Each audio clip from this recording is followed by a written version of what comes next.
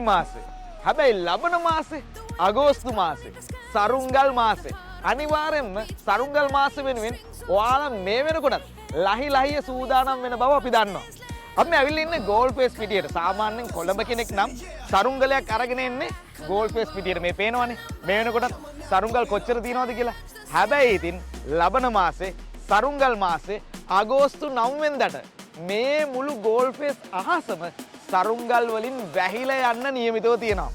හේතුව තමයි දෙරණ සිග්නල් කොළඹ ජාත්‍යන්තර සරුංගල් සැනකෙළිය එදාට ඔයාලා වෙනුවෙන් මේ මුළු ගෝල් ෆේස් පිටියම පුරවමින් පවත්වන්නට ඔන්න සියලු කටයුතු සූදානම් කරලා තියෙන්නේ. ඉතින් එදාට එන්න බලාගෙන ඉන්න ඔයාලා වෙනුවෙන් අපි හිතුවා පොඩ්ඩක් ඔයාලට සරුංගල් එක්ක තියෙන මතකය පොඩ්ඩක් අවදි කරලා බලන්න.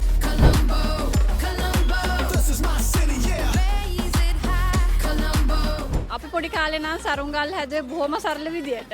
දැන් මේ තියෙන සරුංගල් දැක්කම ඇත්තට මට හරි සන්තෝසයි. මෙච්චර මේ ලොකු බොහොම ක්‍රියේටිව් විදියට තමයි දැන් සරුංගල් හදලා තියෙන්නේ. හැබැයි ඉතින් මට හරි ආසයි අපිට මට මතක් වෙනවා ඉතින් අපි ඉස්සරත් මේ ගෝල් ෆේස් එකට ඇවිල්ලා අම්මයි තාත්තයි අක්කත් එක්ක අපි සරුංගල් ඇරලා තියෙනවා. ඒ ඇත්තටම සුන්දර අත්දැකීමක් සරුංගල් කියන එක. මම උතන්ට ආවා බඩක් දැක්ක කට්ටිය සරුංගල් යවනවා.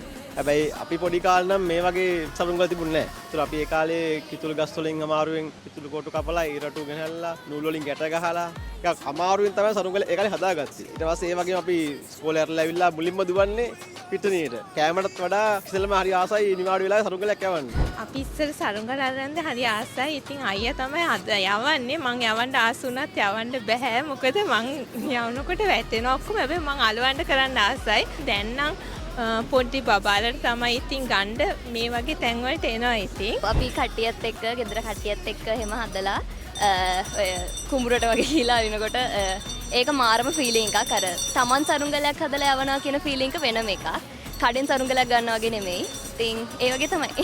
ඇත්තට මේ කාලේ අපි මේ බටලි අරවා මේවා කපලා ගෙනහලා ඒවෙන් තමයි අපි සරුංගල් හැදුවේ. ඊට පස්සේ ටිෂු පේපර්ස් අරගෙන අලවලා එහෙම සරුංගල් ඉතින් නූල් පන්දු වැරගෙන කරා. ඉතින් අපි දෙමව්පියන්ට කිව්වහම අපිට ඉතින් ඒ සම්පත් අපිට ලබා දුන්නා. ඉතින් ඇත්තටම හරි ආසාවෙන් දැන් ළමයින්ට වගේ නෙවෙයි අපිට ඒ දවස්වල ඇත්තටම සෙල්ලම් කරන්න කාලයක් තිබුණා. ඉස්කෝලේ ගිහිල්ලා. අපිත් පොඩි කාලේ සරුංගල් ඇරියා.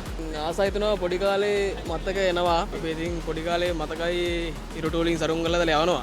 දැන් ඉතින් වයසත් එක්ක ජොබ් වලට ගිහිල්ලා ඒවා සේරම අමතකලා ගිහිල්ලා ඒතර දැක්කාම ආසයි හිතන සරුංගල් දැක්කම කොළඹ ජාත්‍යන්තර සරුංගල් සැනකෙළිය අගෝස්තු 9 ගෝල් ෆේස් පිටියේදී